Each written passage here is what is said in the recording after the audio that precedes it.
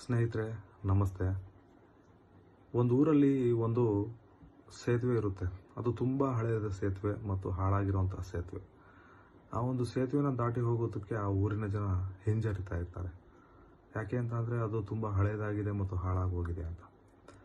ಆದರೆ ಆ ಊರಲ್ಲಿರುವಂತಹ ಒಬ್ಬ ಪುಟ್ಟ ಬಾಲಕ ಪ್ರತಿದಿನ ಆ ಒಂದು ಸೇತುವೆನ ದಾಟಿ ಶಾಲೆಗೆ ಹೋಗ್ತಾ ಇರ್ತಾನೆ.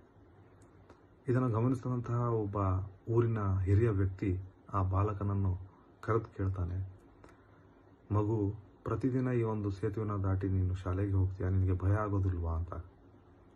ಆಗ ಬಾಲಕ ನಗ್ತಾ ಹೇಳ್ತಾನೆ, ನನಗೆ ಇವತ್ತು ಭಯ ಆಗ್ಬೋದು, ಈ ಸೇತುವೆ ನಾಳೆ ಕುಸಿಬೋದು, ಆದರೆ ನಾನು ಹಿಂದೆ ಶಾಲೆಗೆ ಹೋಗಬೇಕು, ನನ್ನ ವಿದ್ಯಾಭ್ಯಾಸನ ನಾನು ಪಡಿಬೇಕು ಅಂತ. ಈ ಒಂದು ಮಾತನ್ನ ಕೇಳಿದಂತಹ ಹಿರಿಯ ವ್ಯಕ್ತಿ ಮತ್ತು ಆ ಊರಿನ ಜನ ಆ ಒಂದು ಸೇತುವೆನ ಸರಿಪಡಿಸ್ತಾರೆ. ಈ ಒಂದು ಕಥೆಯಿಂದ ನಮಗೆ ತಿಳಿಯುವಂತಹ ವಿಷಯ ಮತ್ತು ಕಲಿಯುವಂತಹ ನೀತಿ ಪಾಠ ಏನಂತಂದರೆ, ನಮ್ಮ ಜೀವನದಲ್ಲಿ ಬರುವಂತಹ ಎಲ್ಲ ಕಷ್ಟಗಳು, ಅಡೆತಡೆಗಳು ತಾತ್ಕಾಲಿಕವಾಗಿರಬೇಕು. ನಮ್ಮ ಗುರಿ ಅನ್ನೋದು ಶಾಶ್ವತವಾಗಿ ಆ ಗುರಿಯಡೆ ಸಾಗುವ ಹತ್ತ ನಾವು ಕೆಲಸ ಮಾಡಬೇಕು, ಆ ಗುರಿಯತ್ತ ಸಾಗಬೇಕು. ಯಾಕಂದರೆ ಅಸಾಧ್ಯವೆನ್ನುವುದು ಯಾವುದೂ ಇಲ್ಲ, ಅಸಾಧ್ಯವೆನ್ನುವುದು ಸಹ ಸಾಧ್ಯವಾಗಬಹುದು ಅನ್ನೋದು